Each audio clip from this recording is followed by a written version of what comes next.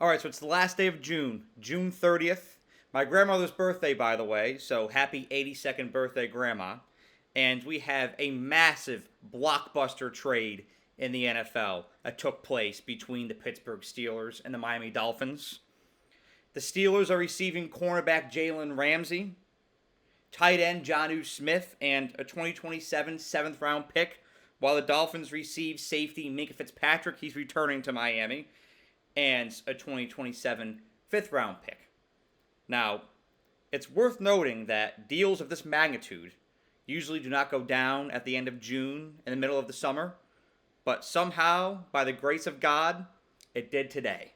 So, from the bottom of my heart, I want to thank both the Steelers and the Dolphins organizations for providing me with some content. Because, as y'all know, guys like me who talk football, we need as much content as we can get at this time of year. So thank you, both Steelers and Dolphins.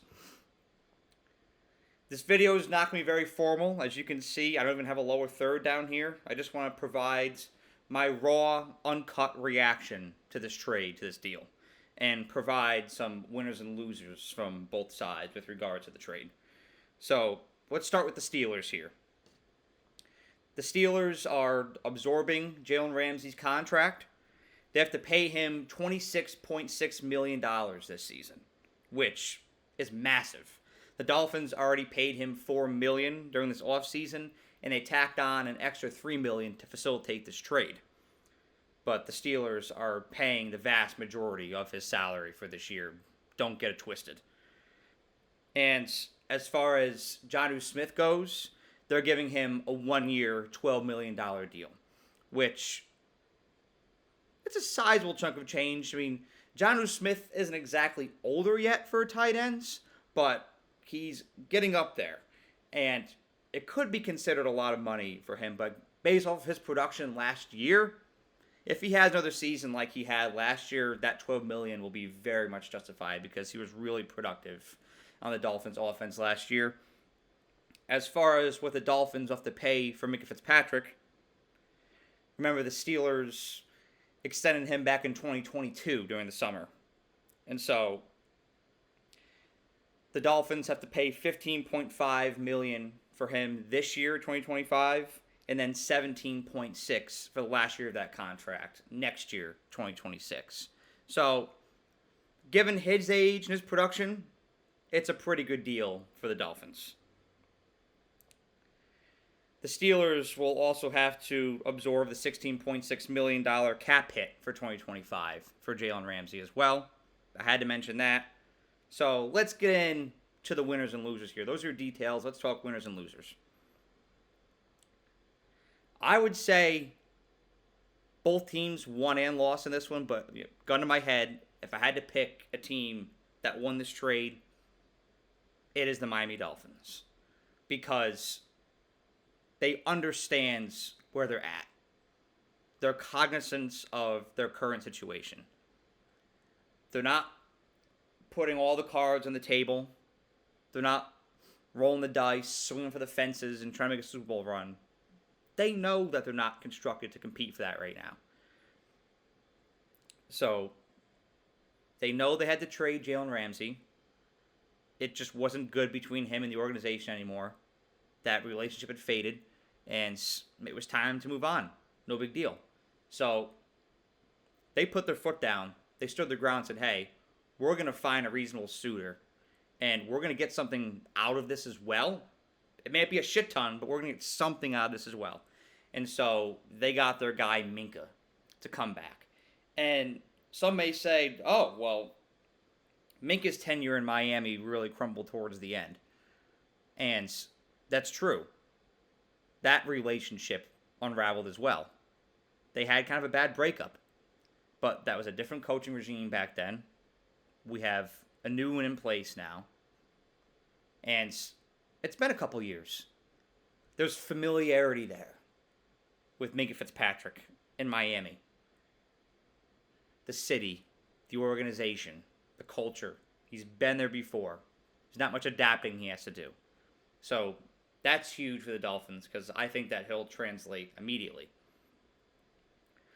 I look at the Steelers here.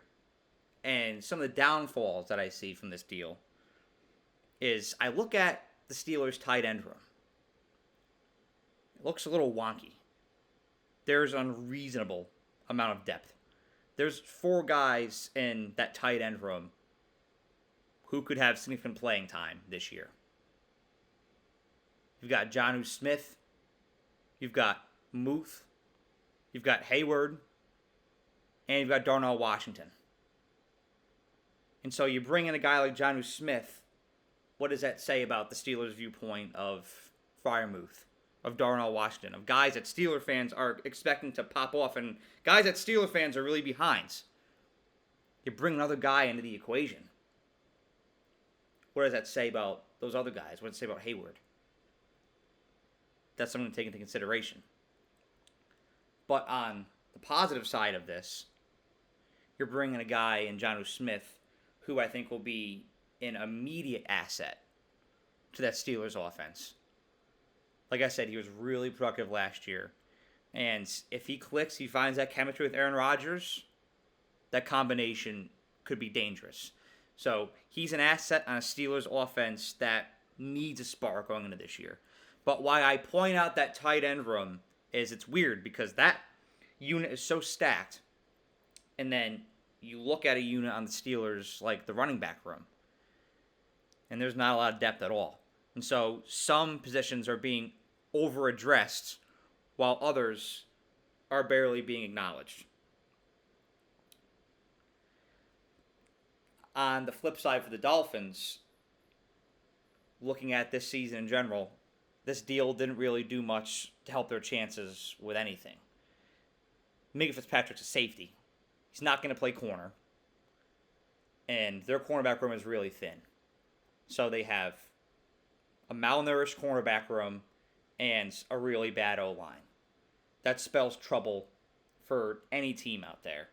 So while the Dolphins, yes, they got something out of this deal, it's not something that's going to contribute to immediate success this year. It's not really going to move the needle at all for the Dolphins.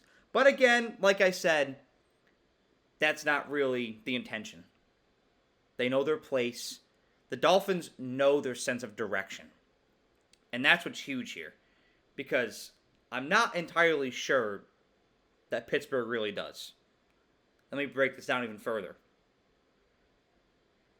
The Steelers, likely 2 starting cornerbacks this year, Darius Slay and Jalen Ramsay. You'll have Joey Porter Jr. in the mix as well. But your 2 likely starters are over the age of 30. And as you know for cornerbacks, you never know when they're going to hit that plateau. Both guys are dominant. You look at this acquisition back in 2019, and holy shit, like you have Darius Slay, Jalen Ramsay, Jonnu Smith, Aaron Rodgers. This team could go to the Super Bowl. And I'd be like, hell yeah, this team looks electric. But these guys are getting older. So, as they are still both dominant corners, you never know when that year is going to be when they dip off. Now, to the Steelers' credit here, they know this thing is short term. Aaron Rodgers, 1-year contract. Jonnu Smith, 1-year contract. They're putting all their cards on the table for this year. And they know it. They're aware of that. But when I discuss sense of direction for the Steelers, I'm saying I've seen teams take gambles like this and have the strategy of we're going all out. And we're swinging for the fences, trying to win a Lombardi this year. But I've never seen a team do it like the Steelers have. Getting 2 older corners and a quarterback in his 40s. And he is the great Aaron Rodgers. And I'm sure that he can still spin that pill this year. I'm sure you'll still see some magic out of him. But he's an aging quarterback. So while they're gambling right now, the way that they're gambling is interesting. I've never really seen it done like this before. But what this move illustrates to me is that the Steelers believe in what they have in the building. They believe in their coaching staff. They believe in their direction as a team. And they believe in these guys that they brought in. And that they can manifest a huge run this year. Challenge the Ravens, challenge the entire AFC. So whether you agree with that or not, that is their viewpoint. That's their strategy. At the end of the day, I think the Dolphins have a better understanding of where they are as a team. This deal reflects that.